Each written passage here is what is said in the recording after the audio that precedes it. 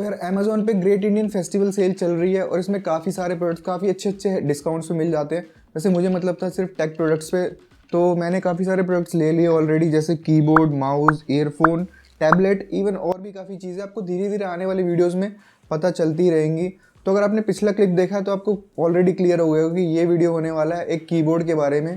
तो मेरा जो पिछला कीबोर्ड था ये वाला, मैं कूलर मास्टर की तरफ से आने वाला उनका pro L white LED keyboard, और काफ़ी ज़बरदस्त, मतलब मैं फेवरेट प्रोडक्ट जितना भी मेरे कीबोर्ड यूज़ किया, काफ़ी सारे मेरे कीबोर्ड यूज़ किए, तो ये मेरा सबसे best of the best product था, क्योंकि इसमें चेरी एमएक्स के रेड स्विचेस काफ़ी साइलेंट और काफ़ी एक्यूरेट।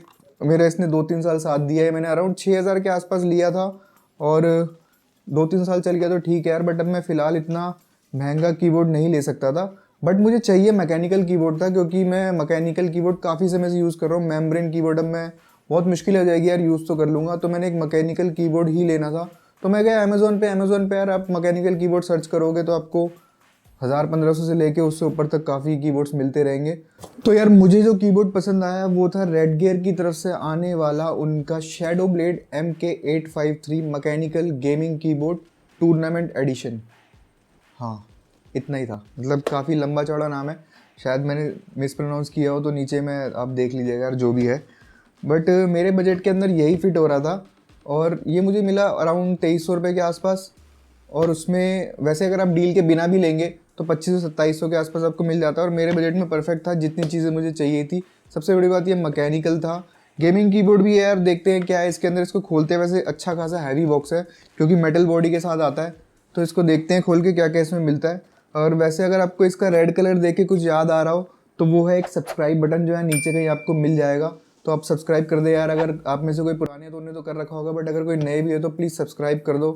अच्छा लगता है यार, मोटिवेशन मिलती है ऐसी वीडियोस बनाने की। आपको पता है चैनल पे ऐसी वीडियोस आते रहते हैं, प्रोडक्ट रिव्यूज़, टेक से जुड़ी बातें, और आगे भी आते रहेंगे, तो प्लीज़ सब्सक्राइब करके थोड़ा सा मोटिवेशन मेरा सा बढ़ा दो। चलो तब तक देखते हैं, इसे खोलते हैं क्या क्या चीज़ें मिलती है, फिर यूज़ करके देखेंगे यार और क्या क्या है इसके अंदर। तो फटाफट से इसे अनबॉक्स कर लेते हैं, फिर देखेंगे क्या क्या चीज़ें हैं। और प्लग वगैरह करके बाद में देखेंगे क्या इसके साथ कोई सॉफ्टवेयर वगैरह आता है। बट पहले देखते हैं इसके अंदर क्या क्या आता है। और अनबॉक्सिंग नाइफ मेरी बहुत दिनों से मिल नहीं रही, तो अभी इन्हीं चीज़ों से काम चलाना पड़ रहा है। बाद में देखेंगे यार, कोई नई ले लेंगे। और मैं भी इसे अभी फ़िलहाल पहली बार ही अनबॉक्स कर रहा हूँ, अभी तक मैंने भी नहीं देखा इसके अंदर क्या क्या है।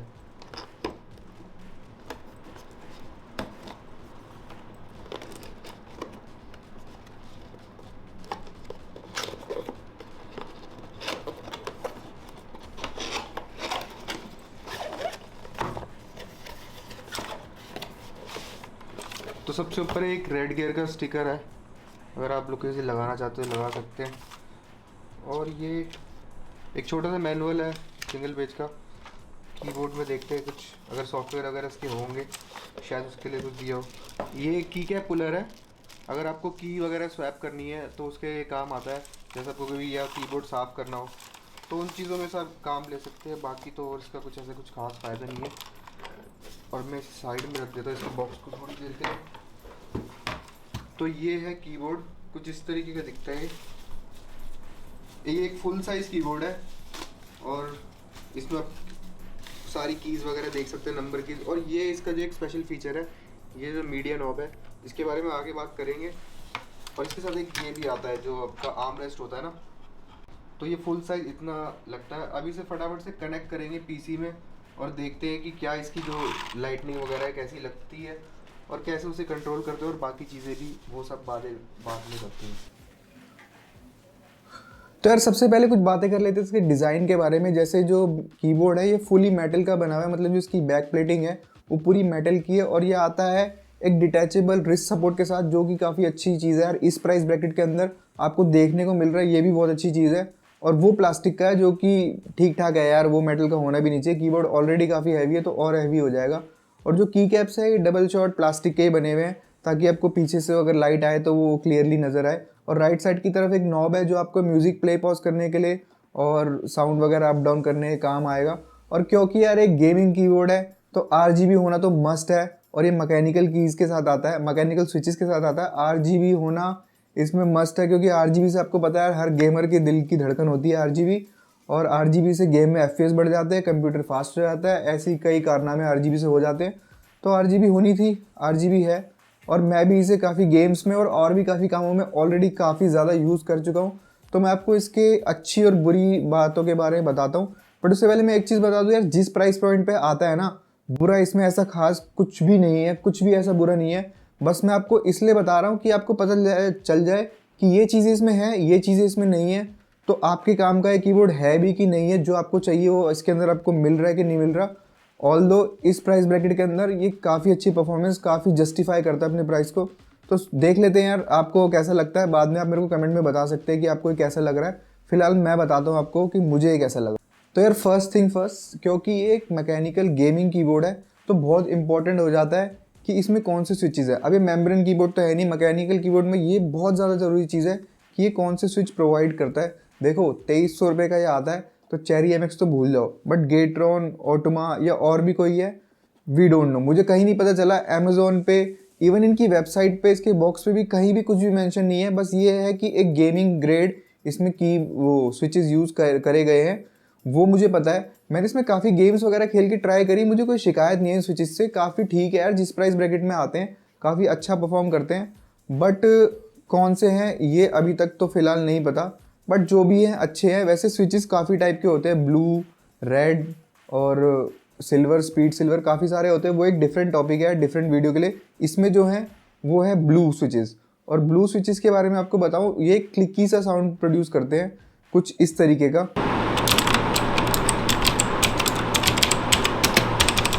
तो ये इस तरीके का कुछ साउंड प्रोड्यूस करते हैं और काफ़ी क्लिकी फील होता है। मतलब इसमें एक रेजिस्टेंस सा आ जाता है जब एक की को दबाते हैं। तो ये काफ़ी बेनिफिशियल होता है प्रोग्रामर्स के लिए और गेमर्स के लिए, ताकि उन्हें पता, अगर आप स्क्रीन पर नहीं भी देख रहे तो आपको पता चल जाता है कि आपका की रजिस्टर हुआ या नहीं।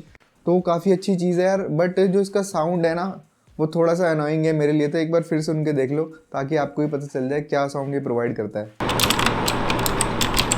और ये कीबोर्ड आता है फ्लोटिंग की कैप डिज़ाइन के साथ, जो कि काफ़ी अच्छा, डस्ट वगैरह इकट्ठा नहीं होने देगा, ऊपर ऊपर से साफ कर सकते हैं। कीज़ वगैरह चेंज करना भी मतलब आप किसी कीज़ चेंज करना चाहते हैं तो काफ़ी इजीली चेंज हो जाता है, कोई दिक्कत नहीं आती। बट मेरा पर्सनल फेवरेट नहीं है यार, मुझे थोड़ा सा इसका लुक, जो ऐसे वाले कीबोर्ड होते हैं ना, थोड़ा सा चीप लगता है, पता नहीं क्यों।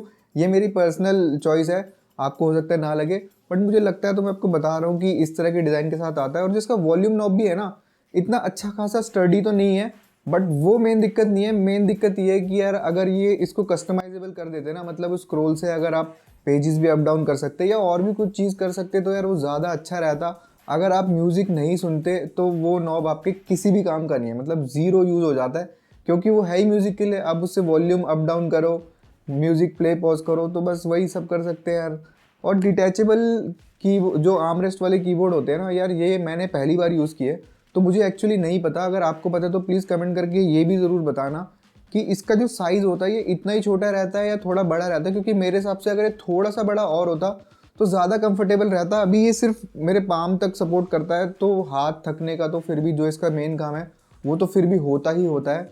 तो उसके बारे में मैं नहीं कमेंट कर सकता। आप कमेंट करके मुझे ज़रूर बताइएगा कि ये ऐसे ही होते हैं या कैसे होते हैं, आप ही बता दीजिएगा। और क्योंकि ये गेमिंग कीबोर्ड है तो इसके लिए काफ़ी इंपॉर्टेंट है कि इसमें ऑल की घोस्टिंग हो और विंडोज़ की लॉक हो, वरना ऐसा ना हो कि आप कोई गेम खेल रहे हैं, गलती से आपने विंडोज़ की दबाई और आप सीधा गेम से बाहर, मतलब गेम से बाहर ही हो जाओ फिर गेम, मतलब वो काफ़ी दिक्कत वाली चीज़ हो जाती है यार। तो ये सब आप इसमें पहले से कंट्रोल कर सकते हो। और इसके बॉक्स पे लिखा था कि ये टूर्नामेंट एडिशन है।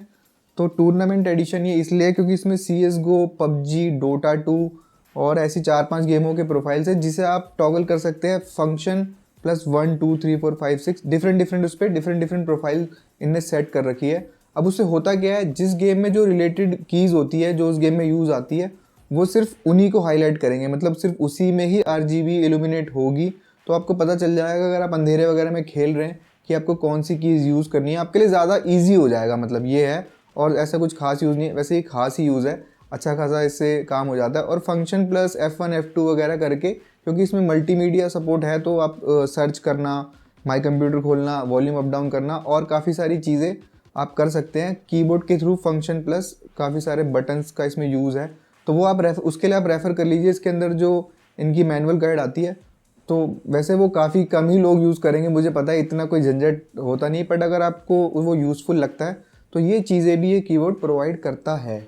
तो अब बात करते हैं सबसे एक्साइटिंग चीज़ की, यानी कि आरजीबी गेमर्स के लिए बहुत ज़रूरी है, उनको हर चीज़ में आरजीबी घुसेड़नी होती है। जैसे आप पीछे मेरे यहाँ भी देख सकते हैं काफ़ी सारी आरजीबी है।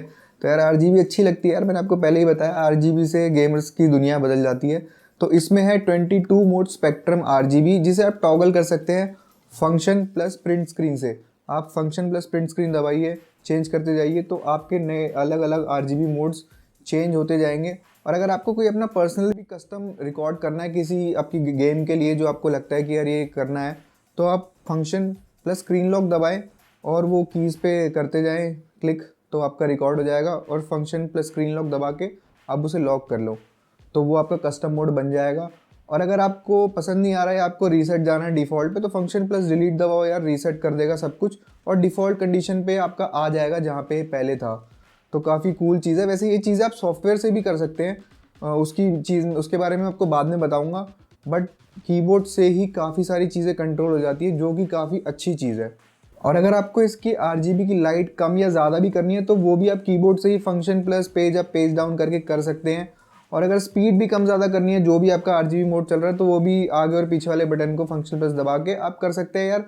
काफ़ी ज़्यादा चीज़ें हैं ये याद करने के लिए, तो इसके लिए आप मैनुअल जो इसके अंदर आता है प्लीज़ उसे रेफ़र करें, तो वो आपको चीज़ें ज़्यादा क्लियर हो जाएगी। और एक चीज़ जो है यार, जो मुझे पर्सनली पसंद नहीं आई इसमें, मतलब मुझे लगा नहीं था कि इसमें ये चीज़ देखने को मिलेगी, जो इसकी केबल है ब्रेडेड केबल। नो डाउट इस बजट में काफ़ी अच्छी, मतलब बहुत अच्छी तो नहीं बट डिसेंट क्वालिटी की केबल है, वो चीज़ तो ठीक है, बट डिटैचेबल नहीं है।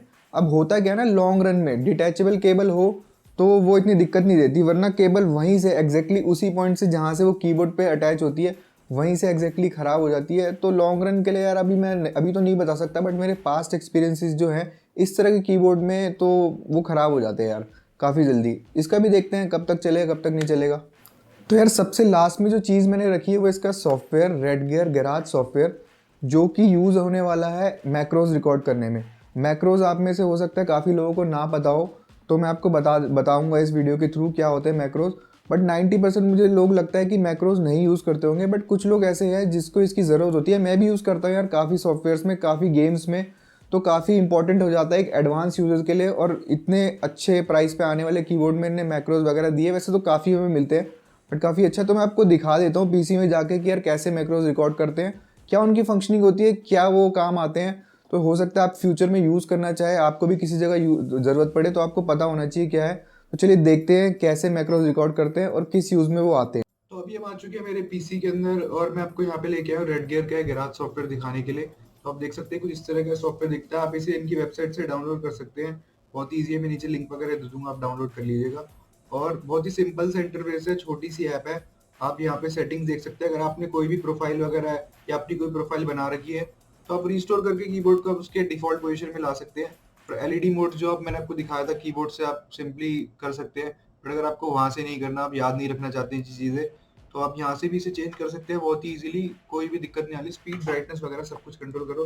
बट मेन जो मैं चीज़ आपको दिखाना चाहता हूँ वो है मैक्रो। मैक्रो किस काम आते हैं, मैक्रो की रिकॉर्डिंग्स, और क्या होता है एक्चुअली मैक्रो। तो जैसे मैं एक ये जो न्यूमेरिकल 1 है, G1 जिसको नंबर दिया हुआ है इनने, उसको सिलेक्ट करता हूँ। इसके बाद आप देखिए सिंगल की फंक्शन है इसके अंदर। मतलब आप चाहे कोई भी, जैसे मैंने 1 की सिलेक्ट की है, अगर मैं चाहता हूँ कि जब मैं 1 दबाऊं तो स्पेस बार टॉगल हो या फिर बैक स्पेस टॉगल हो, तो वो मैं सिंपली करके अप्लाई कर सकता हूँ। कोई मीडिया फंक्शन को भी मैं यहाँ पे अप्लाई कर सकता हूँ, जैसे volume down, volume plus, previous track, play, email वगैरह कुछ भी वो हो सकता है। वो भी मैं करके अप्लाई करूंगा। तो जब भी मैं वो की दबाऊंगा तो वो फंक्शन एक्टिवेट हो जाएगा। और फंक्शन की भी काफी चीज आप कर सकते हैं, जैसे कॉपी पेस्ट, म्यूट, ईमेल वगैरह, जो कि काफी हैंडी हो सकता है अगर आप एक्सेल वगैरह पे टेली इन चीजों पे काम करते हैं, तो वो काफी हैंडी हो सकता है। वो चीजें भी आप कर सकते हैं। बट जब आपको मैक्रो रिकॉर्ड करना है, वो मैं आपको दिखाता हूँ कि मैक्रो रिकॉर्ड कैसे करते हैं। मैं आपको शुरू से दिखाता हूँ। पहले आप एक प्रोफाइल बनाएंगे, एक ग्रुप बनाएंगे बेसिकली।